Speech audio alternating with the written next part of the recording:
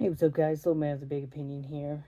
This is going to be the second episode where I talk about questions I've seen on the different prepping groups that I'm in, and I'll give my opinion on it and hopefully help those people out. And y'all out there might not have the exact question, but part of the discussion might help answer questions for you.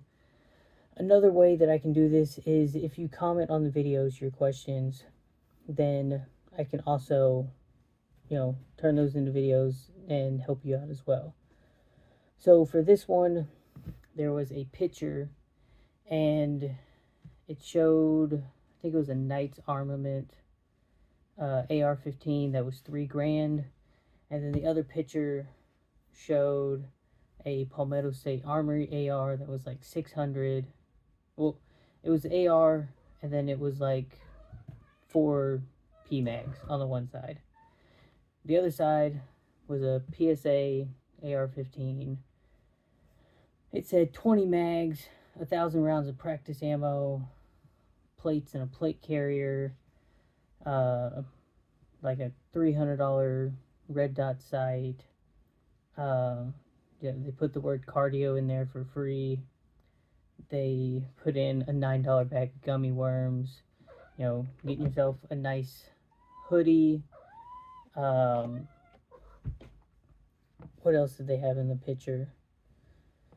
Oh, they also had spending money on Target, getting a couple of backup parts and a cleaning kit, and a field maintenance kit. And the original person that posted it, had a discussion talking about, prepping on a budget, and are there some things that you should buy at a lower value so that you have a complete kit that might not be the greatest thing in the world versus doing the buy once cry once and having the best possible thing that you could have. And honestly, there are pros and cons to both sides of the argument. I think there are certain prepping items that you should maybe wait and get the better option. Like, don't buy the $5 flashlight from Walmart. If anything, maybe get an Olight, or, I really don't know a lot of other light brands, but that's something I would definitely wait and kind of step up on. For the AR, there's dozens of videos out there of people building budget kits, and I'm pretty sure even Garen Thumb has made a video on several PSA firearms and doing stress tests and how many rounds can I put through this in quick succession before it messes something up. And the $600 AR, for the most part, is going to do everything that the $3,000 AR is going to do. The nice thing about ARs is you can also upgrade individual pieces piece by piece. But I firmly believe if you have a $1,500 budget for a firearm, it's better to buy a $1,000 firearm and have $500 worth of rounds going through it, a couple of spare parts, stuff to maintain that firearm, than buying the $1,500 firearm, because you spent your entire budget and now you are waiting to put rounds through it and get good with it. That's kind of why for my carry pistol, which is a a SIG 365 X macro. I don't have a red dot for it. I prioritized ammunition first, and once I hit 500 rounds of self-defense ammo, which right now I think I've got about 350, and then a decent amount of FMJ, then I'll get the sight, because at least right now, I can buy a box of 50 rounds, tell myself I'm going to put 1 to 2 mags through it once a month, and I feel a lot more comfortable doing that than getting the sight and having to wait to put ammo through it. That's my thought process on that. The idea of having a full kit that you can, if crap hits the fan, you've got everything that you need. I feel a lot more comfortable than having a really expensive, nice rifle. So I'll use my ACH as an example. This one still has the leather insert with the canvas straps. And for what it needs to do, it fits my head nice. I've set the strap up to meet everything that I needed to meet. And, if I'm in a situation where I need this, I am perfectly fine with this instead of having the nice, super tactical one. And what's nice about these is, the first thing that I am going to do is set this up with the foam inserts, but prioritizing other preps right now. That's an example of, getting something to meet the requirements and not going all out on the budget. Something that, I would tell 20-year-old me, maybe don't get the steel plates, even though they were on sale for $120. Save up and get the ceramic ones.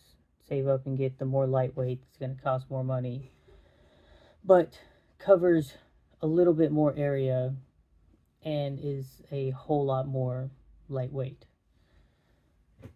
That's one of those things that I would say, wait on, get this version, then, get something else. Something else the image showed was, having 3 cat tourniquets. It doesn't really matter how expensive and nice your gun is. You should be equally putting into your budget the ability to put holes in things and the ability to plug and fill holes. And believe it or not, there's more to prepping than just buying a firearm. If you had a $1,500 budget for prepping and you had nothing towards prepping, you would survive your 5 or 6 days in your house because you just went to the grocery store. I would take that 1,500, I'd buy 22, I'd buy some sort of water storage and a way to make water drinkable, throw in some food, throw in some medical, maybe get a cheap set of walkie-talkies,